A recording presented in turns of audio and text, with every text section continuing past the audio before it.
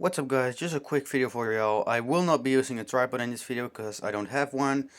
And this will be from 1080p finally, so it won't look as grainy as my 720p videos. I did clean up my room today, so it looks a little bit better. Today, I picked up this Haier or Haier laptop. I'm not sure how you pronounce the name. I have heard of them before, they're a Chinese manufacturer. And I got this H51 laptop from a new thrift store that I haven't been in before. They had two laptops laying around. They had like 5 empty PC cases. They had two laptops laying around. This Haier H51 and a generic looking Medion laptop that had too many parts missing. This one didn't have any parts missing apart from the back cover being loose, but I'll get more into that later. It does work, thankfully. Before I take a look at the I/O, oh, Jesus, don't want to let this thing drop. Sorry for that. Let's take a look at the back. I did take this apart and clean the cooling fan. I did take a look at the RAM. I cannot get this cover completely back on. You can see there's a little ridge because I cannot get the clip back on. I literally just can't. It was much worse when I bought it. When I bought it, this entire piece was just loose. So this has been taken apart before. I have no idea why, because this is still a good working laptop, surprisingly. But they took it apart for some reason, the previous owner. So it doesn't look much tidier. All the clips are in apart from this one. But I don't know how much of a effect that's going to have. It says Haier model H51. DC input is 19 volts, 3.42 amps. Which is basically a universal charger like this Toshiba one, which I've used for several laptops. A Toshiba, a Asus, a Packard Bell, and now a Haier. So this really is a universal charger.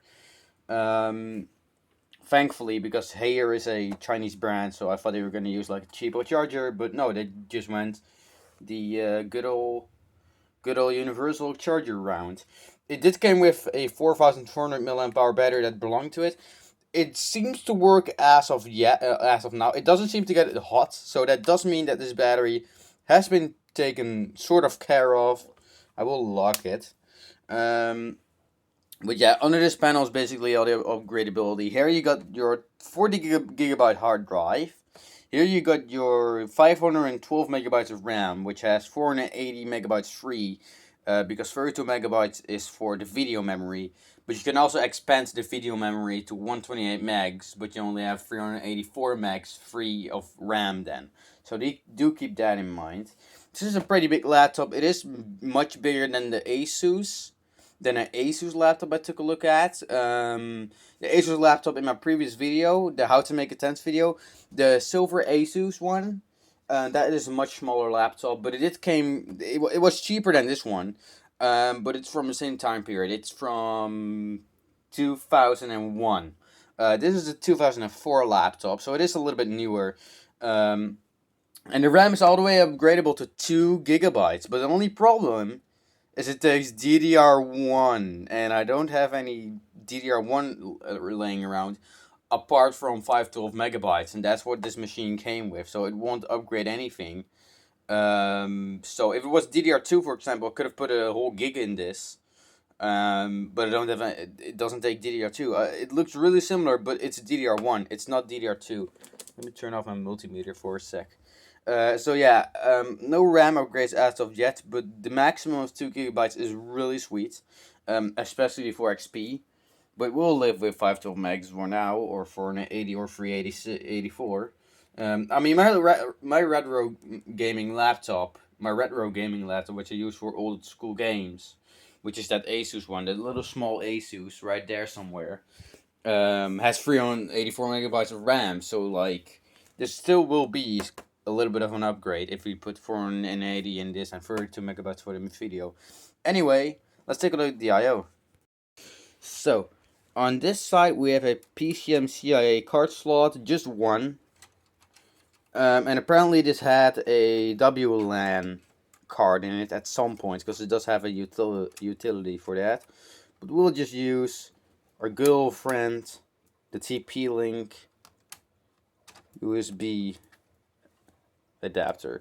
We got headphones in, microphone out, microphone in, one USB 2, at least I think, a VGA, some kind of weird docking port, Ethernet, and VGA, modem. On the back, we just have a charging port, the long battery, and the Kensington lock. On this side, we have two USBs, the fan, or the vent, and the DVD multi-recorder RW writer disc thing, just a DVD player with a lot of functions. And that's pretty much it for the front. Condition wise, it is pretty scratched up lid. I did try, I really tried my best cleaning this as best as possible. It looks okay. But yeah, some of this residue, this paint is really weird. I don't know how to fix that. Oh my god, same goes for this little pack. See, oh my god, it's so annoying. There you go. So, let's open this thing up. And yes, I am wearing a green shirt. I'm sorry about that. Yeah, and yes, it did clean display pretty poorly. It isn't turning on yet. The only physical damage are these two keys missing. Oh, and it will turn on now. Let's... 6 unread emails. That I've seen much worse. Let's put it on standby back again. So, I'll get into what I like about this in a minute. First of all, you got some shortcuts here. Whatever the freak that is. I've seen this on Asus machines before. So this might be an Asus motherboard. I'm not sure. In web browser key, I think. This is a touchpad disable key, which is nice. And a email key thing. 2 speakers that probably sound like pretty crap.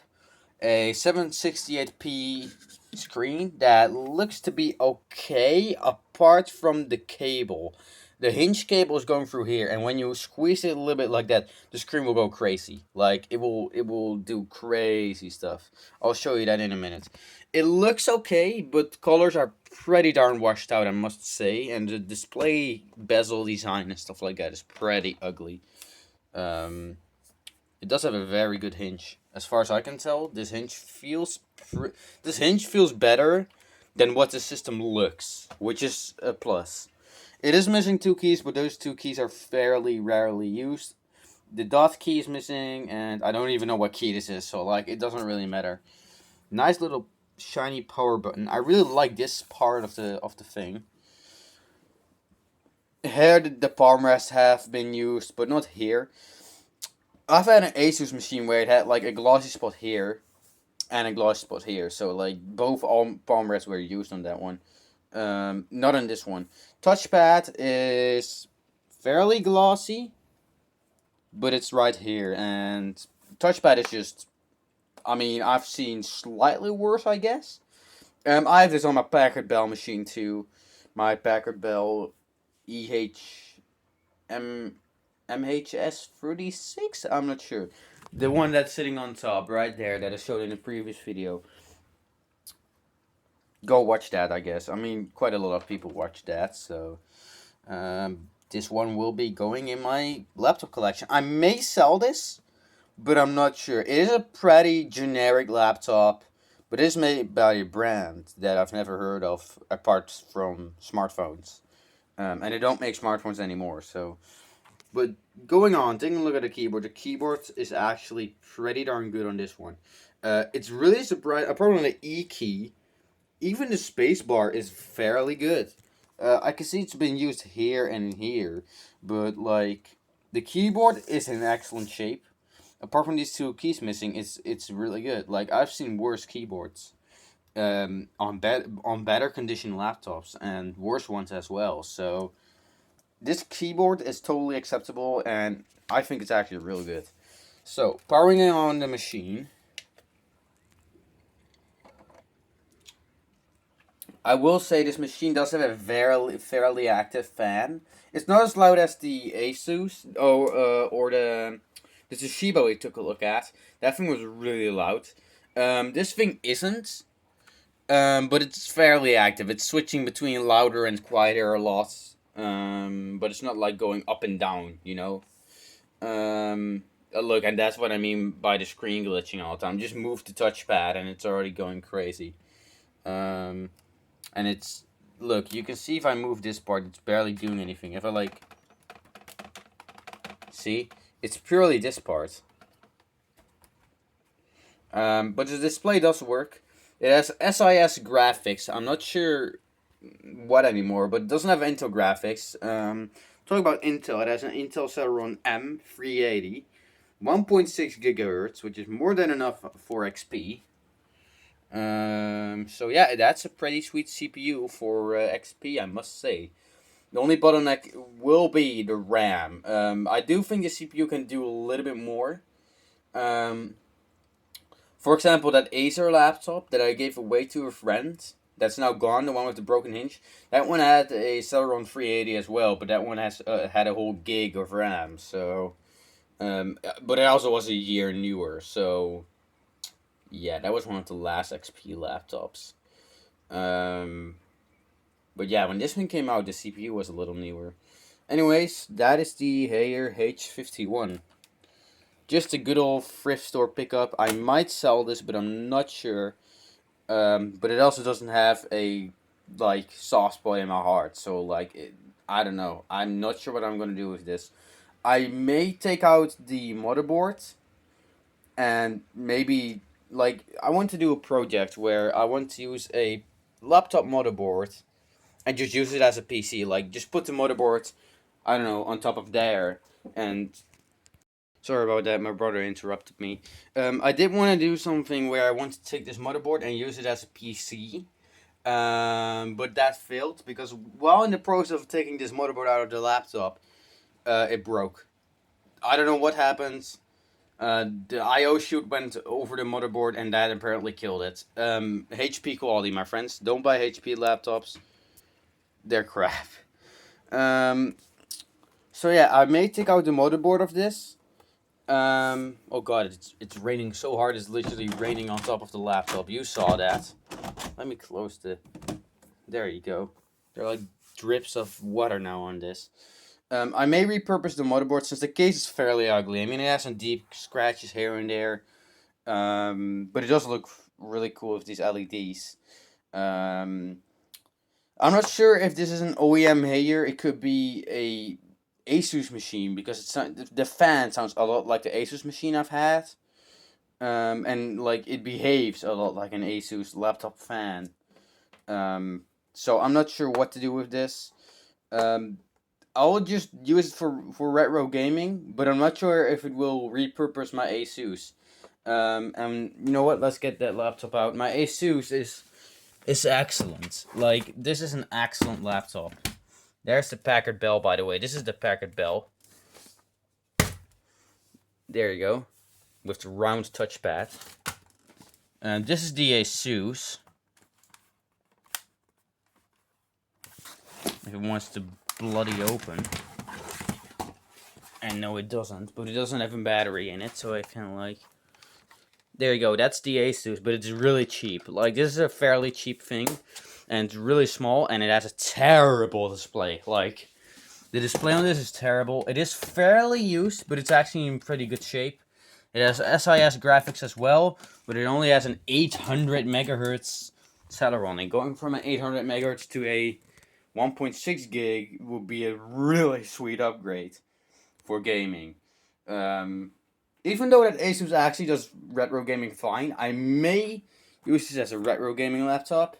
And I may use that Asus on the go because that 2001 Asus still has a working battery after all these years, and I'm not sure how long the battery will last on this, or if it will even last at all. So that will be an interesting debate.